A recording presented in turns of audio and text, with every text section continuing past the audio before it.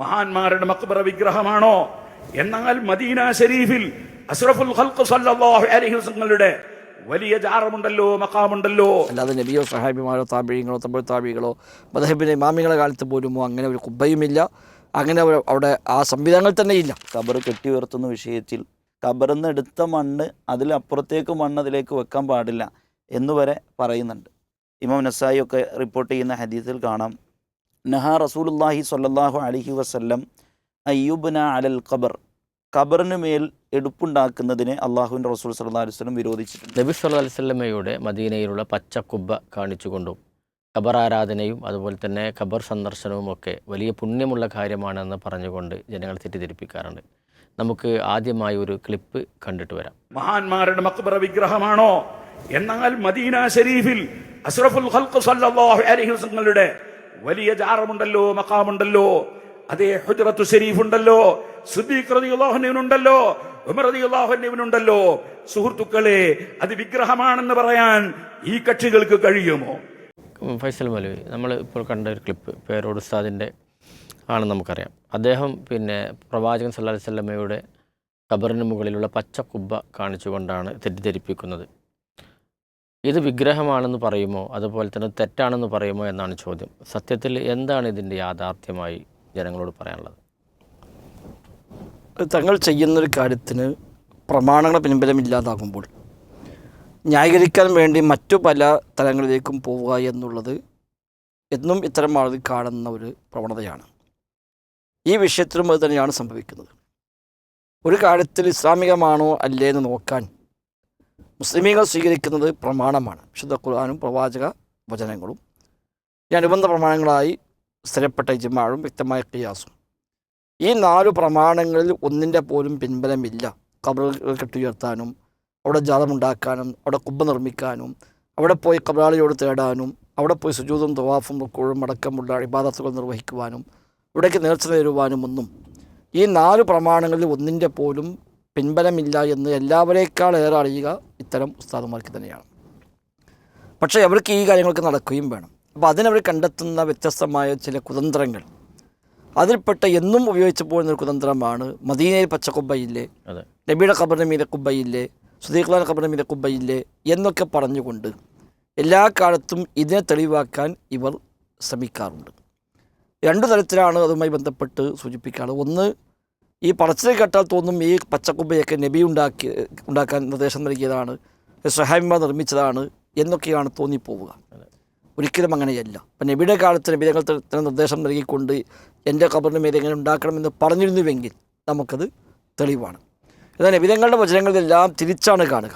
ഖബർ കെട്ടുയർത്താൻ പാടില്ല എന്നും ഉയർത്തപ്പെട്ട ഖബർ പൊളിച്ചു കളയാനും അത് ശപിക്കപ്പെട്ട കാര്യമാണ് എന്നും പരാമർശിക്കുന്ന ധാരാളം ഹദീസുകൾ നമുക്ക് കാണാൻ കഴിയും.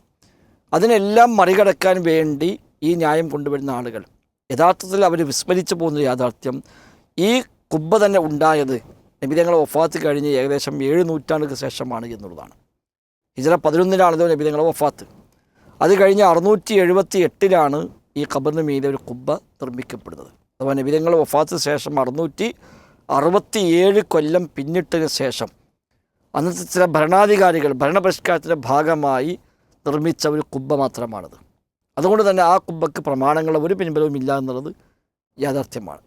ഈ നിർമ്മിച്ച കാലത്ത് നീലക്കുബ്ബയായിരുന്നു, പച്ചക്കുബ്ബയല്ല. ചരിത്രത്തിലൊക്കെ നമ്മൾ കാണുമ്പോൾ അന്നത്തെ കാലത്തൊക്കെ അത് ചരിത്രം എഴുതിയ പണ്ഡിതന്മാർ അൽ ഖുബ്ബത്തു സർഖ, നീലക്കുബ്ബ എന്നാണ് അന്നൊക്കെ പരാമർശിച്ചു പോരുന്നത്. ഉദാഹരണമായി മദീനയുടെ ചരിത്രം വിശദമായി എഴുതപ്പെട്ട ഗ്രന്ഥമാണ് വഫാഉൽ വഫ ബി അഖ്ബാരി അൽ മുസ്തഫ എന്ന പേരിലുള്ള 4 വാല്യങ്ങളുള്ള ഒരു ഏറ്റവും പ്രധാനപ്പെട്ട ഗ്രന്ഥം, ചരിത്ര ഗ്രന്ഥമാണ്. മദീനയിലെ ഭവനങ്ങൾ, മദീനയിലെ കിണറുകൾ, മദീനയിലെ പള്ളികൾ, സ്വഹാബത്തിൻ്റെ വീടുകൾ തുടങ്ങി ആ മദീനയുടെ ചരിത്രം വിശദമായി അദ്ദേഹം ക്രോഡീകരിച്ച 9-ാം നൂറ്റാണ്ടിൽ ജീവിച്ച ഒരു പണ്ഡിതൻ്റെ ഗ്രന്ഥമാണ് വഫാഉൽ വഫ എന്ന് പറയുന്നത്. അല്ലാമ സുംഹൂദി റഹിമുള്ള എഴുതിയ ഗ്രന്ഥമാണ്. അതിൽ ഈ കുബ്ബയുമായി ബന്ധപ്പെട്ട് വിശദമായ ചരിത്രം അദ്ദേഹം പറയുന്നുണ്ട്. അദ്ദേഹമൊക്കെ ഹെഡിങ് കൊടുത്ത് തന്നെ ഖുബ്ബത്തു സർഖ, നീലക്കുബ്ബ എന്ന ഹെഡിങ്ങാണ്. അപ്പം അന്ന് നീലയായിരുന്നു അർത്ഥം. 678 ഉണ്ടാകുന്ന കാലത്ത് നീലക്കുബ്ബയാണ്. പിന്നീട് ചരിത്രത്തിൽ 2 തവണ അതിന് കേടുപാടുകൾ സംഭവിച്ചു, തീപിടുത്തമുണ്ടായി. ആ കുബ്ബ പൂർണ്ണമായും തകർന്നു വീണും മദീന പള്ളി ഒന്നാകെ തീപിടുത്തമുണ്ടായ സംഭവങ്ങൾ വരെ ഇമാം സുംഹൂദി ഈ കിതാബിൽ പരാമർശിക്കുന്നുണ്ട്. ഹിജറ 12-ാം നൂറ്റാണ്ടിലാണ് പിന്നീട് പച്ചക്കുബ്ബയായിട്ട് മാറുന്നത്. 1100-കൾക്ക് ശേഷമാണ് അത് പച്ചക്കുബയായി മാറുകയും അവിടെ ചില കവിതകൾ എഴുതി വെക്കുകയും ഒക്കെ ചെയ്യുന്നത്. അപ്പോൾ പേരോട് ഉസ്താദിൻ്റെ ഈ സംസാരത്തിൽ തന്നെ അദ്ദേഹം പറയുന്നുണ്ട് ശേഷം അവിടെ ആ ഇസ്തിഹാസയുടെ വചനമുണ്ട്, അവിടെ കവിതയുണ്ട് എന്നൊക്കെ പറയുന്നുണ്ട്. അതൊക്കെ പിന്നീട് ചില 1100-കൾക്ക് ശേഷം 12-ാം നൂറ്റാണ്ടിൻ്റെ ആദ്യഭാഗത്തായിട്ടാണ് അവിടെ ഈ വരികളൊക്കെ എഴുതി വെക്കപ്പെടുകയും ചെയ്യുന്നത്. അല്ലാതെ നബിയോ സഹാബിമാരോ താബിഴീങ്ങളോ തമിഴ് താബികളോ മദ്ഹബിൻ്റെ ഇമാമിങ്ങളുടെ കാലത്ത് പോലുമോ അങ്ങനെ ഒരു കുബ്ബയുമില്ല, അങ്ങനെ അവിടെ ആ സംവിധാനങ്ങൾ തന്നെ ഇല്ല. മാത്രവുമല്ല ഈ സുംഹൂദിയുടെ കാലഘട്ടത്തിലാണ് മദീന പള്ളിക്ക് ഒന്നാകെ തീപിടുത്തമുണ്ടായത്. അന്ന് പള്ളിയുടെ മുഅദ്ദിൻ രാത്രി പോകുമ്പോൾ വിളക്ക് ഊതാൻ മറന്നുപോയി എന്നും അങ്ങനെ രാത്രി ആ വിളക്ക് എലികളോ മറ്റോ വന്ന് തട്ടി മറിഞ്ഞു പോയി തീപിടുത്തമുണ്ടായി. ആ തീയൊന്നാകെ പടർന്ന് പന്തലിച്ച് മദീന പള്ളി പൂർണ്ണമായും കത്തി നശിക്കുന്ന സാഹചര്യം 9-ാം നൂറ്റാണ്ടിൽ ഉണ്ടായിട്ടുണ്ട്. അന്ന് ആ കുബ്ബ പൂർണ്ണമായും തകർന്നു, അതിന് എല്ലാ ഭാഗങ്ങളും കത്തി തകർന്ന് നശിച്ചു പോയി. പിന്നീട് പൂർണ്ണമായ ഒരു പുനർനിർമ്മാണമാണ് അവിടെ നടന്നത്. ആ കാലത്ത് അന്നത്തെ ഭരണാധികാരി എല്ലാ പണ്ഡിതന്മാരെയും വിളിച്ചുകൂട്ടി നബിയുടെ ഖബറും അതുമായി ബന്ധപ്പെട്ട പരിസരങ്ങളൊക്കെ ഇനി നിർമ്മിക്കുമ്പോൾ എന്താണ് വേണ്ടത്, എങ്ങനെയാണ് നിർമ്മിക്കേണ്ടത് എന്നൊക്കെ ചർച്ച ചെയ്യാൻ വേണ്ടി എല്ലാ പണ്ഡിതന്മാരും വിളിച്ചുകൂട്ടി അവരെ കൊണ്ടൊക്കെ ആ സ്ഥലം നിന്ന് സന്ദർശിപ്പിച്ചു. അന്ന് അത് കാണാൻ പോയ ആൾ കൂടിയാണ് ഈ കിതാബ് എഴുതിയ ഇമാം സുംഹൂദി. അദ്ദേഹം പറയുന്നുണ്ട്, കാലങ്ങളായി ആ ഖബർ കാണാനൊക്കെ അവസരം ഉണ്ടായിരുന്നില്ല, ഈ സമയത്ത് അവസരമുണ്ടായി, ഞാനും പോയി.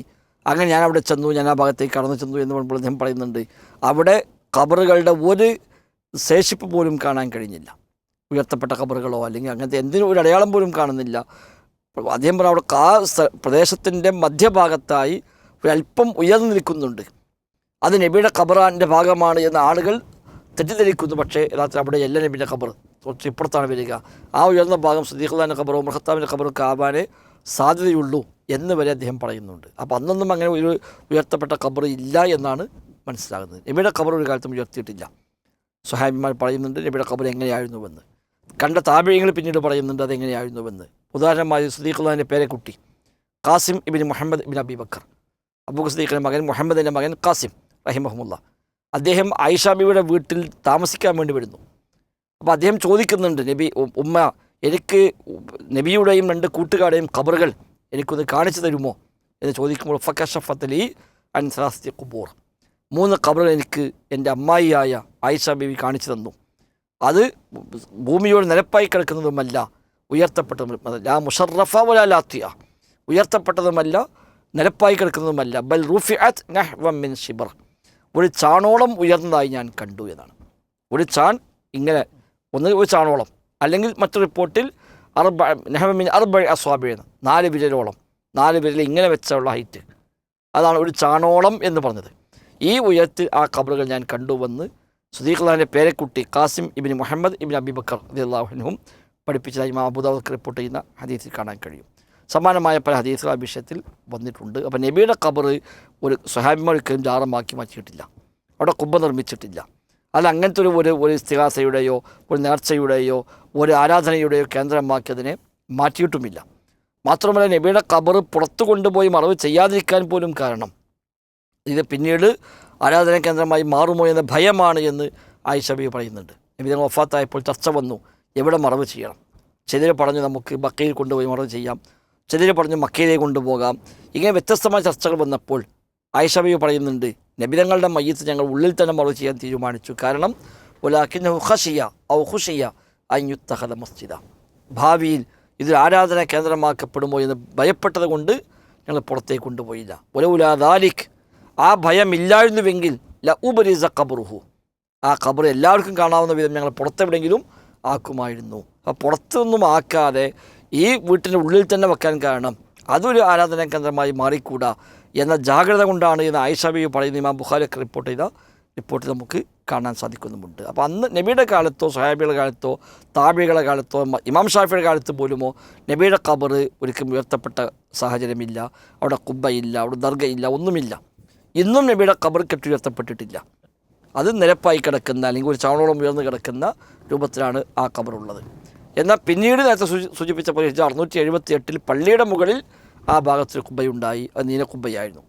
അത് ഉണ്ടായതിനു ശേഷം 500 കൊല്ലം പിന്നെയും കഴിഞ്ഞിട്ടാണ് അത് പച്ചക്കുബ്ബയായി മാറുകയും അവിടെ പല കവിതകൾ എഴുതി വെക്കുകയും മാറി മാറി വന്ന രാജാക്കന്മാർ പലതും ചെയ്തിട്ടുണ്ടാവാം. അതൊന്നും ഇസ്ലാമിൽ പ്രമാണമായി സ്വീകരിക്കാവതല്ല. അത് കാണിച്ചുകൊണ്ടാണ് ഇതാണ് ഞങ്ങൾക്ക് ജാറമുണ്ടാക്കാൻ തെളിവ്, ഇതാണ് ഖബർ കെട്ടിയുയർത്താൻ തെളിവ് എന്നൊക്കെ പറഞ്ഞുകൊണ്ട് ഇത്തരം ആളുകൾ കൊണ്ടുനടക്കുന്നത്. യഥാർത്ഥത്തിൽ നൂറുകണക്കായ ഹദീസുകളിൽ ഖബർ കെട്ടിയുയർത്താൻ പാടില്ല എന്നും, വെടുപ്പുണ്ടാക്കാൻ പാടില്ല എന്നും, കുമ്മായമിടാൻ പാടില്ല എന്നും, അവിടെ ഇരിക്കാൻ പാടില്ല എന്നും തുടങ്ങിയ എത്ര വിരോധങ്ങളാണ് ഹദീസിൽ വന്നത്. ഇതിനെല്ലാം മറികടക്കാൻ ആകെ പറയുന്നത് 7-ാം നൂറ്റാണ്ടിലുണ്ടായ ഒരു രാജാവിൻ്റെ പ്രവർത്തനവും 12-ാം നൂറ്റാണ്ടിൽ മറ്റൊരു രാജാവ് ചെയ്ത പിന്നീട് അഡീഷണലായി ചെയ്ത കാര്യങ്ങളും ഇതെങ്ങനെ ഇസ്ലാമിൻ്റെ പ്രമാണമായി മാറുക? അതുകൊണ്ട് ഇതൊരിക്കലും ദീനുമായി ബന്ധമുള്ള കാര്യമല്ല. ഇത് ഖബർ ആരാധനയ്ക്ക് ഒരു ന്യായവുമല്ല. ഈ നബിയുടെ ഖബർ ഇന്ന് പച്ചക്കുബ്ബയായാലും നബിയുടെ ഖബർ ഇന്ന് ഉയർത്തപ്പെട്ടാലും ഇന്ന് അവിടെ ആരെന്ത് ചെയ്താലും അതൊന്നും ദീനിൽ തെളിവായി സ്വീകരിക്കാവുന്ന ഒരു കാര്യമല്ല എന്നാണ് സൂചിപ്പിക്കാനുള്ളത്.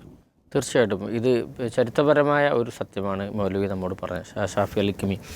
അപ്പോൾ ഇതിൽ പ്രമാണത്തിൽ പിന്നെ ഖബറുണ്ട്, ഖബർ സന്ദർശനമുണ്ട് ഇല്ലേ? ആ കാര്യങ്ങളൊന്നും നമ്മൾ വിശദീകരിക്കേണ്ടി വരും. ബിസ്മില്ലാ അൽഹംദുലില്ലാ സ്വലാത്തു വസ്സലാമു അലാ റസൂലില്ലാ. ഇവിടെ ഉസ്താദ് സൂചിപ്പിച്ചതുപോലെ നബി സല്ലല്ലാഹു അലൈഹി വസല്ലമയുടെ ഖബറുമായി ബന്ധപ്പെട്ട് നമ്മുടെ നാട്ടിൽ നടന്നുകൊണ്ടിരിക്കുന്ന ദുർവ്യാഖ്യാനങ്ങൾ വളരെ കൃത്യമായിട്ട് ഉസ്താദ് നമ്മളോട് പറഞ്ഞു. മാത്രമല്ല, പ്രമാണങ്ങളിൽ നിന്ന് മുസ്ലിം സമൂഹത്തെ അകറ്റുക എന്നുള്ളതാണ് ഇവരൊക്കെ ചെയ്തുകൊണ്ടിരിക്കുന്നത്. യഥാർത്ഥത്തിൽ റസൂൽ പറഞ്ഞതിനോടാണല്ലോ നമുക്ക് കൂടുതൽ ഇത് വേണ്ടത്. റസൂൽ സല്ലല്ലാഹു അലൈഹി വസല്ലമയുടെ ഹദീസുകളാണ് ഒരു മുസ്ലിം എന്ത് ചെയ്യേണ്ടത്, അവൻ്റെ ജീവിതത്തിൽ അടിത്തറയായി കാണേണ്ടത്. അപ്പോൾ അവിടെ റസൂൽ സല്ലല്ലാഹു അലൈഹി വസല്ലമ വളരെ കൃത്യമായി എന്താണ് ഖബറുകളുടെ വിഷയത്തിൽ ഒരു മുസ്ലിം സ്വീകരിക്കേണ്ടത് എന്ന് നമുക്ക് പഠിപ്പിച്ചു തരുന്നുണ്ട്.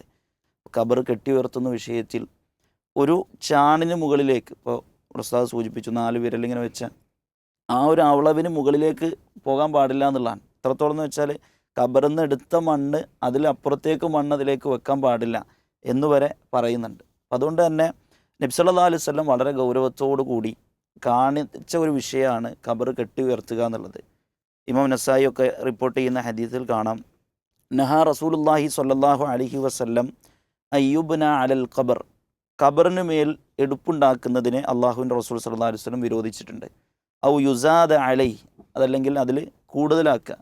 അതേപോലെ തന്നെ ഔ യുജസ്സസ, കുമ്മായമിടുക. മറ്റു റിപ്പോർട്ടുകൾ കാണാം അയ്യുക്തബ അലൈഹ, ഖബറിന് മുകളിൽ എഴുതുക.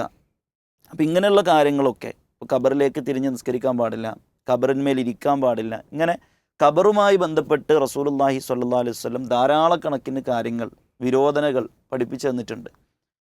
റസൂലിൻ്റെ മരണ നേരത്ത് പോലും നമുക്ക് ചരിത്രത്തിൽ വായിക്കാൻ കഴിയും. ഉമ്മു സലമ റളിയല്ലാഹു അൻഹ, അതേപോലെ തന്നെ ഉമ്മു ഹബീബ റളിയല്ലാഹു അൻഹ, അവർ രണ്ടുപേരും അള്ളാഹുവിൻ്റെ റസൂലിൻ്റെ അടുത്തുണ്ട്.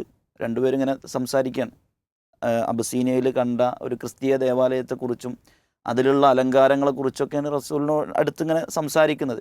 ഇത് കേട്ട റസൂൽ സല്ലല്ലാഹു അലൈഹി വസല്ലം പറയുന്നുണ്ട്, അവരുടെ ഒരു പ്രത്യേകത ഇദാ മാത ഫീഹിം റജുൽ സ്വാലിഹ്, അവരിലൊരു നല്ലൊരാൾ മരിച്ചാൽ ആ ആളുടെ ഖബറിന് മുകളിൽ മസ്ജിദ് ഉണ്ടാക്കുകയും അവിടെ ആരാധനകൾ നടത്തുകയും ചെയ്യുന്നുള്ളതാണ്. എന്നിട്ട് റസൂൽ സല്ലല്ലാഹു അലൈഹി വസല്ലം പറയുന്നുണ്ട്, ഉലൈക ശിറാറുൽ ഖൽഖി ഇൻദല്ലാഹ് യൗമൽ ഖിയാമ, അള്ളാഹുവിൻ്റെ അടുക്കൽ പരലോകത്ത് ഏറ്റവും നികൃഷ്ടമായ ആളുകൾ, ഏറ്റവും ഷിറാറുകളായ മോശമായ ആളുകളാണ് അവരെന്നാണ്. അപ്പോൾ ഖബർ കെട്ടി ഉയർത്തുന്ന ആളുകളെക്കുറിച്ച്, അതിന് മുകളിൽ അതിൻ്റെ ഡിസൈനിങ്ങും അതുപോലെ തന്നെ അലങ്കാരങ്ങൾ ചെയ്യുന്ന കുമ്മായമിടുന്ന ആളുകളെക്കുറിച്ച് മരിക്കാൻ നേരത്ത് പോലും ഈ ഉമ്മത്തിനോട് താക്കീത് കൊടുത്ത ഒരാളാണ് മുഹമ്മദ് മുസ്തഫ സല്ലല്ലാഹു അലൈഹി വസല്ലം എന്നുള്ളത്. മാത്രമല്ല റസൂൽ സല്ലല്ലാഹു അലൈഹി വസല്ലം പറയുന്നില്ല, അനല്ലാഹുൽ യഹൂദ വൻ നസാറ ഖാതലല്ലാഹുൽ യഹൂദ വൻ നസാറ, ജൂതന്മാരെയും നസാറാക്കളെയും അള്ളാഹു ശപിക്കട്ടെ എന്നാണ്. എന്തേ കാരണം? ഇത്തഖദു ഖുബൂറ അംബിയായിഹിം മസാജിദ, അവർ ഖബറുകളെ എന്ത് ചെയ്തു? മസ്ജിദുകളായി, സുജൂദ് ചെയ്യുന്ന ആരാധനാ ഇടങ്ങളായി സ്വീകരിച്ചു എന്നുള്ളതാണ്. അപ്പം അതേ ഒരു പ്രവണതയിലേക്ക് നമ്മുടെ മുസ്ലിം സമൂഹത്തെ ഇന്ന് കൊണ്ടുപോകുമ്പോൾ അതൊരു വലിയ അപകടമാണ്, ദുരന്തമാണ് എന്ന് നമ്മൾ എന്ത് ചെയ്യണം? പ്രമാണങ്ങളിലൂടെ നമ്മൾ മനസ്സിലാക്കണം. ഇസ്ലാമികമായി ഇതാണ് ഇതൊക്കെ നമുക്ക് പറഞ്ഞു കൊടുക്കാനുള്ളത്. തീർച്ചയായിട്ടും പ്രമാണത്തിൽ നിന്നുകൊണ്ട് നാം വ്യക്തമായി മനസ്സിലാക്കുമ്പോൾ ഈ ഖബറും ഖബറാരാധനയും എല്ലാം തന്നെ ഇസ്ലാമിക വിരുദ്ധമാണ് എന്ന് നമുക്ക് കൃത്യമായി മനസ്സിലാക്കാൻ സാധിക്കും. പ്രമാണബദ്ധമായി ജീവിക്കാൻ നമ്മൾ ശ്രമിക്കുക ഇൻഷാ അല്ലാഹ്.